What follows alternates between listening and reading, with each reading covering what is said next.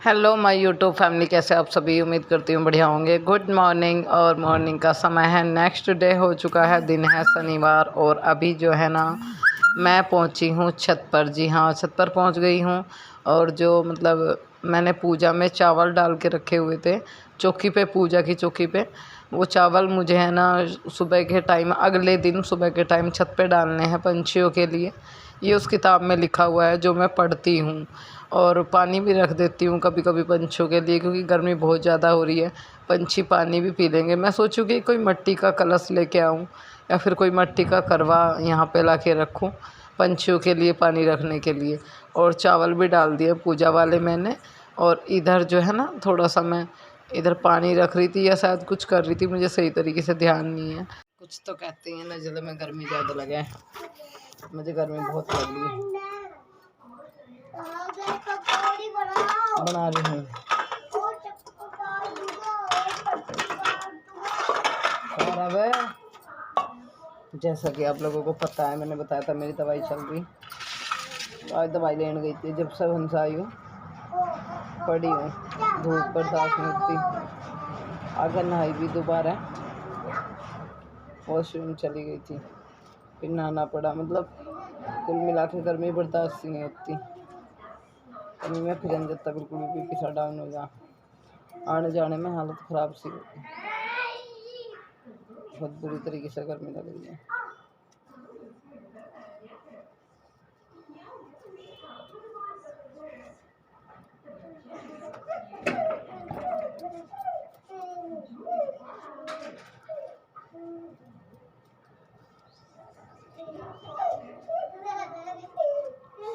गर्मी के मारे जान से निकल जा रही है। मैं बना रही हूँ बच्चों खतरा आलू की पकौड़ी। और ये देखो किस तरह की उबले हुए आलू की पकौड़ी बना रही हूँ, किस तरह बनाने वाली हूँ। और उम्मीद है आप लोगों को बहुत पसंद आएगी। अगर आप भी अपने बच्चों के लिए बनाना चाहते हो तो बना सकते हो, बहुत टेस्टी लगती है खाने में। तो आलू छोड़ लिया, अब इसका देखो क्या करने वाले हैं।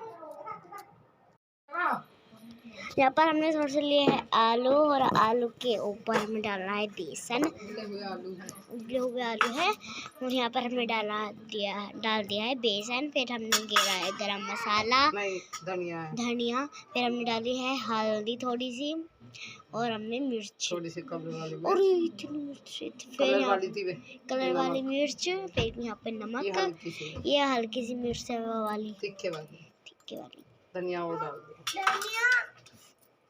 अब हमने मिक्स कर लगे गाइस। अब फिर हमने मिक्स करके फिर में पानी डाल के थोड़ा सा, फिर हमने उतारेंगे। बेसन और आलू को अच्छे से मिक्स कर लेते हैं। इसमें पानी डालने की बिल्कुल भी ज़रूरत नहीं पड़ेगी। ऑलरेडी आलू जो है ना उबले हुए हैं, बहुत अच्छे से पिट्ठी हमारी बनकर तैयार हो जाएगी।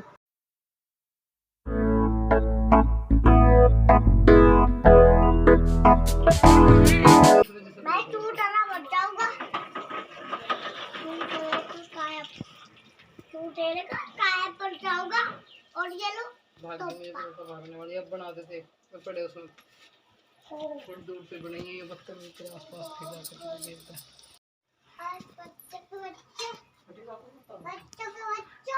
ब्लॉग वाली दिखा दी थी। हाँ, ब्लॉग वाले में दिखा दी थी ये।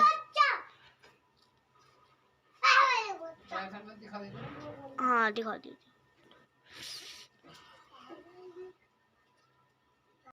दीदी के साथ बेटा परले वाली ले आओ, जो उनसी खड़ी है उसको बिछा कर यहीं गैलरी में डाल ले, रोक करके छां में।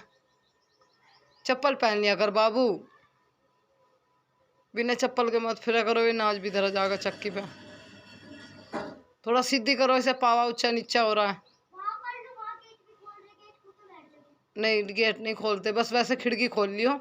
मैं इधर हो जाऊंगी खिड़की से, तुम खिड़की के आगे बैठ जाइयो। पर खींच ले थोड़ी सी, धूम में मत कराएंगे, कर ले थोड़ी सी नुकामा, तुम थोड़ी सी पर गेल लियो।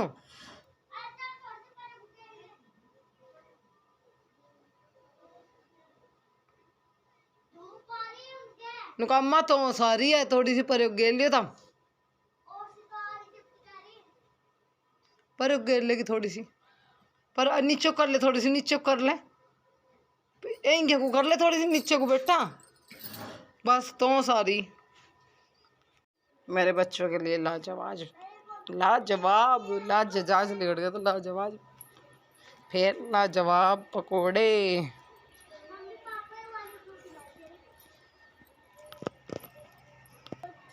पर देखो सीधे हो मम्मी के पंख पड़े भी खुआ दो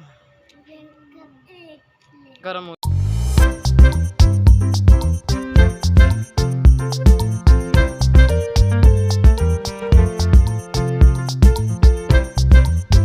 मैं सोच रही हूँ कि आज शाम के खाने में जो है ना खीर बना लेती हूँ। तो चावलों की, साबुत चावल की भी बना लो, सूजी की बना लो, जैसा आपको ठीक लगे वैसे ही बना लो। तो मैं पिसे हुए चावलों की, मतलब चावल जो है उनको पीस के तब खीर बना रही हूँ। वैसे एक तरह से और बनती है कि सूखे चावल पीसे हैं मैंने, चावलों को भिगो दो 1-2 घंटे के लिए, उसके बाद मिक्सी में पीस लो। वो चावलों की जो है वैसी खीर बोलते हैं, रबड़ी वाली। और फिर इनको मिक्सी में पीस से भिगोने के बाद में बहुत टेस्टी लगती है वो खीर भी। और ये मैं और तरह के चावलों की खीर बना रही हूँ, थोड़ा सा महीन पीस के, ज़्यादा मोटे ना ज़्यादा बारीक। और बस चावल पीस के रख लिया है मैंने, और थोड़ा सा दिन का दूध रखा है उसमें बना दूँगी। जो अब डेयरी पे से आएगा, मतलब अब हम लोग डेयरी पे से दूध ले रहे हैं, जो डेयरी पे से आएगा शाम को टाइम, वो अगले दिन शाम तक चलाना होता है। तो थोड़ा सा बच गया दिन में, आज दूध कभी बच जाता है तो फिर खीर वगैरह बना लेती हूँ। वरना दिन भर में भाई बच्चों को, शाम को बच्चों को भी देना होता है मुझे, क्योंकि अपनी भी स्कूल जा रही है और कायरो बाबू भी स्कूल जा रहे हैं। दोनों बच्चों को दूध 2 टाइम नहीं, 1 टाइम तो दूध बिल्कुल ही चाहिए, वरना इस तरह तो कमज़ोर हो जाएंगे। पढ़ाई का बहुत ज़्यादा अब जो अपनी पे प्रेशर हो रहा है। बस आती है, स्कूल का काम करती है, फिर ट्यूशन भी अब जो उसका लगाने की सोच रही हूँ मैं। आके अपना आप ही रीडिंग करना शुरू कर देती है, पढ़ना शुरू कर देती है। मैंने बोल दिया है, बेटा अगर आप नहीं पढ़ोगे तो मैं कुछ भी नहीं दिलाऊंगी। वो बोल रही है, मम्मी मुझे एक साइकिल दिला दो, मुझे साइकिल चाहिए, सबके बच्चे चलाते हैं। मैंने कहा बेटा सबकी जैसी हिट्स हमें नहीं करनी है, सबके जैसा नहीं बनना है, सबसे अलग बनना है। जैसे हमारा हिसाब होगा वैसे चलेंगे। दिलाऊंगी अगर आप नंबर अच्छे लाओगी तो। मैं उसको ये चीज़ बोल रही थी, कह रही मम्मी मैं पूरी मेहनत करूँगी, ऐसी बात नहीं, अच्छे नंबर लाऊंगी। तो मैंने कहा आप पढ़ोगे तो पक्का मैं आपको साइकिल दिलाऊंगी, अभी नहीं दिलाऊंगी जब तक आप नहीं पढ़ोगे। तो वो है ना, बस आके स्कूल से खाना वाना खा के पढ़ने लग जाती है, थोड़ा थक जाती है। मैं एक आध घंटे को बोल देती हूँ सो जा बेटा। फिर अभी उसके ट्यूशन की भी बात कर रही हूँ, ट्यूशन भेजना स्टार्ट करूँगी उसे। देखो मैंने खुद है ना, मतलब ऐसा समय गुजारा है, स्कूल जाया करती थी मैं तो 3 किलोमीटर पैदल जाती थी, और 3 किलोमीटर पैदल आना और 3 जाना डेली का करना होता था हमें स्कूल के लिए। बस आ गई तो बैठ गए, वरना बस नहीं आई तो पैदल ही निकल गए। और फिर अगर उधर से मिली तो ठीक, नहीं मिली तो फिर उधर से ऐसे ही निकल लिए। बाजी दफ़ा बहुत भीड़ हुआ करती थी बस में, खिड़कियों में लटकना पड़ता था। बहुत दिक्कत से हम लोग पढ़े हैं, ऐसा नहीं है कितनी आसान थी हमारी लाइफ, बहुत डिफ़िकल्ट थी। मैंने भी बहुत चीज़ें देखी अपनी लाइफ में, बहुत चीज़ें फ़ेस की हैं। और मैं जल्दी ही आप लोगों को अपनी लाइफ की फ़ेस की हुई चीज़ें बताना चाहती हूँ, क्योंकि लगता है कि हमारा जीवन आसान है, आसान नहीं है। मैंने बहुत बहुत बुरा समय देखा है। मैंने देखा है तकलीफ़ दुख कैसी होती है, अमीरी गरीबी की छाँ कैसी होती है, सब देखा है मैंने। और मुझे राजा बनने का शौक़ नहीं है, मैं ऐसे ही ठीक हूँ। पर थोड़ी बहुत चीज़ें होती है लाइफ में जो ज़रूरी होती है। अगर सुख से देखो, अगर कुछ भी ना हो आदमी के पास में, पति का प्यार और 2 वक्त की रोटी हो शादी के बाद में, चाहे वह रोटी नमक की हो वही स्वाद लगेगी। अगर रिश्तों में खटास हो तो वे रोटी भी कड़वी लगती हैं। और मेरी बात मैं आपको समझाती हूँ, मैं क्या कहना चाह रही हूँ, ठीक है। अभी खीर बना लेते बताऊँ मैं आपको क्या कहना चाह रही हूँ। मैं ये बोल रही हूँ कि मतलब जब लड़की की शादी हो जाती है, वो ससुराल में रहती है, चाहे वो दुखी हो या सुखी हो। मायके वालों को पता होता है कि लड़की दुखी है या सुखी है, आस पड़ोस वालों को नहीं पता। मतलब अब चलो, मैं तो लोग वीडियो देखते हैं आस पड़ोस के भी, मेरे मायके में भी बहुत लोग देखते हैं। मतलब मैंने एक बात बोली, जो वीडियो नहीं बनाती जो लड़की, वो ससुराल में पता नहीं दुखी है सुखी है, या तो पीहर वालों को पता है कि वो दुखी है। मतलब अगर लड़की बता रही है दुखी है, आस पास वालों को तो यही पता है सुखी है, भाई ससुराल में है, अच्छा परिवार है, अच्छी रह रही है। पर किसी को ये नहीं पता कि वो किस दौर से गुजर रही है, क्या परेशानी है, कितनी परेशानी है, क्या उसके साथ में घट रहा है, क्या उसके साथ में चल रहा है। तो सभी को तो ये पता है कि अच्छा रह रही है, कोई दिक्कत वाली बात नहीं है। पर मैं इस चीज़ को समझ सकती हूँ, अमीरी गरीबी मतलब एक ऐसी छाँ है, हर किसी पर आती है। सही कहा है किसी ने कि 12 साल में तो कुड़ी के भी दिन भाग जाते हैं, ऐसी बात नहीं, एक दिन हमारा भी आएगा। आपका कमेंट मैंने पढ़ा है, आपके ऐसे ऐसे कमेंटों से ही मुझे बहुत हिम्मत मिलती है, हर चीज़ को मैं लड़ने की और कुछ करने का साहस मिलता है।